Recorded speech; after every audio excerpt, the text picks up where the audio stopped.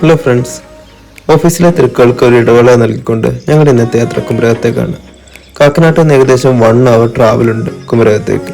So രാവിലെ തന്നെ ഞങ്ങൾ പുറപ്പെട്ടു. ഏകദേശം ഒരു 7 മണിയോടെ കുമരകത്തെത്താനാണ് ഞങ്ങളുടെ പ്ലാൻ.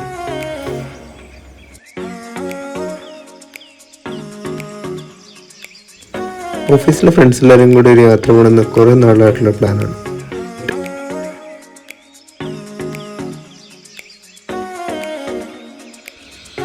വൈക്കം നഗരത്തിൻ്റെ ഒത്ത നടുക്ക് സ്ഥിതി ചെയ്യുന്ന പ്രസിദ്ധമായ വൈക്കം മഹാദേവ ക്ഷേത്രത്തിന് മുന്നിലൂടെയായിരുന്നു ഞങ്ങളുടെ യാത്ര. ക്ഷേത്രത്തിൻ്റെ തൊട്ടടുത്ത് സ്ഥിതി ചെയ്യുന്ന വൈക്കം ബീച്ച് നല്ല മനോഹരമായ ശില്പങ്ങൾ കൊണ്ട് സമ്പന്നമാണ്. ഇന്നത്തെ യാത്രയിലെ ഞങ്ങളുടെ ആദ്യ ഡെസ്റ്റിനേഷൻ ഇതാണ്. ഏകദേശം ഒരു 6 മണിയോടുകൂടി ഞങ്ങളിവിടെ എത്തിച്ചേർന്നു. ധാരാളം ആളുകൾ ഇവിടെ മോർണിംഗ് വാക്കിനായി വന്നിട്ടുണ്ട്. കായലിനോട് ചേർന്ന് ഇരിക്കുന്ന പ്രദേശമായതിനാൽ നല്ല തണുത്ത കാറ്റ് വീശുന്നുണ്ട്. ദൂരെ നോക്കിയാൽ കുറെ ബോട്ടുകളൊക്കെ പോകുന്നത് കാണാം. ഇതാണ് ഞങ്ങളുടെ സ്ക്വാഡ്. ഞാൻ, ദേവിക, അജയ് ആൻഡ് ബിൻസി.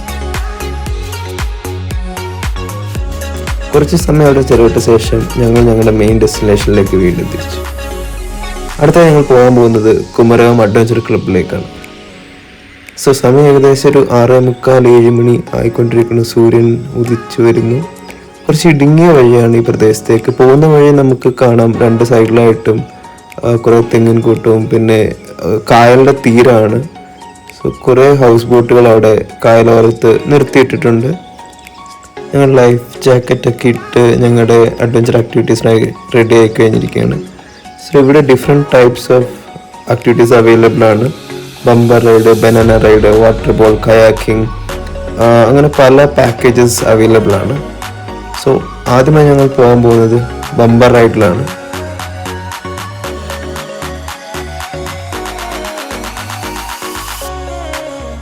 ഇവിടുത്തെ റൈഡ്സ് എല്ലാം ഒരു മസ്റ്റ് ആണ്, especially banana ride and bumper ride. So ഇതൊക്കെ കൂടുതലും ഗോവയിലെ മാൽപ്പേ ബീച്ചിലൊക്കെയാണ് കൂടുതൽ അവൈലബിൾ ആയിട്ടുള്ളത്. നമ്മുടെ കേരളത്തിൽ ഇത് അവൈലബിൾ ആണല്ലോ വളരെ ലിമിറ്റഡ് ആയിട്ടുള്ള സ്ഥലങ്ങളേ ഉള്ളൂ.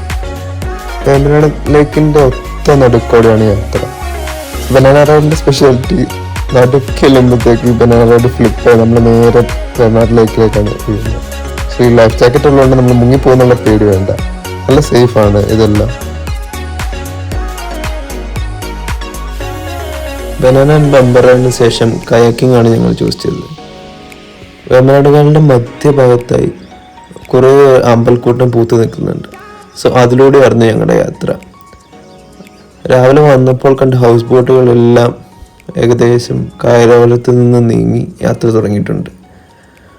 ഇത് വേമ്പനാട് ലേക്കിൻ്റെ ഒരു നടുഭാഗമാണ്. നമുക്ക് കാണാം ഹൗസ് ബോട്ടുകളെല്ലാം പതിയെ നീങ്ങി തുടങ്ങി. വാട്ടർ ആക്ടിവിറ്റീസിന് ശേഷം ചെറിയൊരു ബ്രേക്ക്ഫാസ്റ്റ് കഴിക്കാൻ കയറിയതായിരുന്നു കുമരം കിച്ചൺ. സോ ബ്രേക്ക്ഫാസ്റ്റ് ഒക്കെ കഴിച്ച് വീണ്ടും ഞങ്ങളുടെ യാത്ര തുടർന്നു. Next destination Thanneermukkom ബണ്ടാണ്.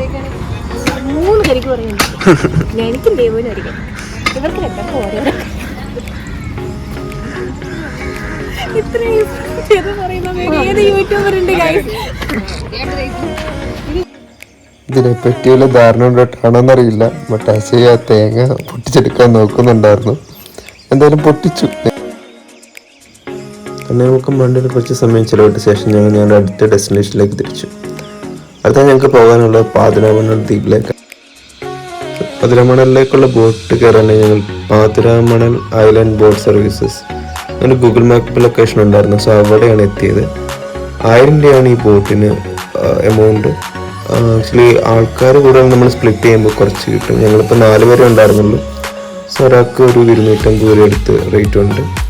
Already Thanneermukkom ബണ്ടിൽ നിന്നും സർവീസസ് ഉണ്ടായിരുന്നു, ബട്ട് അത് ഇതിനേക്കാൾ കോസ്റ്റ്ലിയർ ആയിരുന്നു. ബോട്ടിലൂടെ കുറച്ചു നേരം കായൽ കാഴ്ചകളൊക്കെ കണ്ട് ഞങ്ങൾ ഡെസ്റ്റിനേഷനിൽ എത്തിയിരിക്കുകയാണ്. സോ ഇതാണ് പാതിരാമണൽ ദ്വീപിൻ്റെ എൻട്രൻസ്. ദ്വീപിൽ എൻട്രിക്ക് ഒരു 20 രൂപയുടെ ഒരു പാസ് ഉണ്ട്, ഒരാൾക്ക് 20 രൂപ വെച്ചിട്ട്. നല്ലൊരു കാം പ്ലേസാണ് പാതിരാമണൽ ദ്വീപ്. ദ്വീപിൻ്റെ അകത്ത് കുട്ടികൾക്ക് കളിക്കാൻ ചെറിയൊരു പാർക്കും ഉണ്ട്. അതുപോലെ തന്നെ ഈ വഴികളാണെങ്കിലും ഇടയ്ക്ക് പക്ഷികളുടെ സൗണ്ടൊക്കെ കേൾക്കാം. ഐലൻഡൊക്കെ ചുറ്റിയാടെ നിന്ന് കണ്ടഞ്ഞ് തിരിച്ച് ബോട്ട് വരാൻ ഞങ്ങൾ അവിടെ വന്നിരിക്കുകയാണ്. സോ അടുത്തായി തന്നെ ഒരു കുലുക്കി സർബത്ത് കടയുണ്ട്. സോ അവിടെ നിന്നൊരു ചെറിയ കുലുക്കിയൊക്കെ കുടിച്ച് അവിടെ വെയിറ്റ് ചെയ്യണം. ഐലൻഡിലേക്ക് വന്ന ബോട്ടിൽ ഡ്രൈവറുടെ നമ്പർ തന്നിട്ടുണ്ടായിരുന്നു. സോ ഐലൻഡ് ചുറ്റി കണ്ട ശേഷം ഞങ്ങൾ ആ ചേട്ടനെ വിളിച്ചു. ചേട്ടൻ വേറെ ബോട്ട് അറേഞ്ച് ചെയ്തു. ഞങ്ങൾ എത്തി കാറെടുത്ത് ഞങ്ങളുടെ നെക്സ്റ്റ് ഡെസ്റ്റിനേഷനിലേക്കാണ് പോകുന്നത്. ലാസ്റ്റ് ഡെസ്റ്റിനേഷൻ ബേർഡ് സാങ്ച്വറിയാണ്. ഇവിടെ 100 രൂപയാണ് ഒരാൾക്ക് എൻട്രി ഫീ, പിന്നെ 30 rupees പാർക്കിംഗ് ഫീ ഉണ്ട്. വൈകുന്നേരം 4:30 വരെ ഇത് ഓപ്പൺ ആയിട്ടുള്ളൂ. സോ 4:30 ഇത് ക്ലോസ് ചെയ്യും. ബേർഡ് സാങ്ച്വറിക്ക് അകത്തൂടെ ഏകദേശം 2 kilometers നടക്കാനുള്ളതുണ്ട്. നല്ല തിക്ക് ഫോറസ്റ്റിൻ്റെ അകത്തൂടെ നടക്കുന്നൊരു ഫീലാണ് ഇതിൻ്റെ അകത്തൂടെ നമുക്ക് പോകുമ്പോൾ നമുക്ക് കിട്ടുന്നത്. സോ ഇതോടുകൂടി ഞങ്ങളുടെ ട്രിപ്പ് അവസാനിച്ചിരിക്കുകയാണ്. തിരിച്ചു വന്നപ്പോൾ നല്ല മഴയായിരുന്നു. ആക്ച്വലി ഞങ്ങൾ നല്ല ലേറ്റ് ആയിട്ടാണ് തിരിച്ചെത്തിയത്.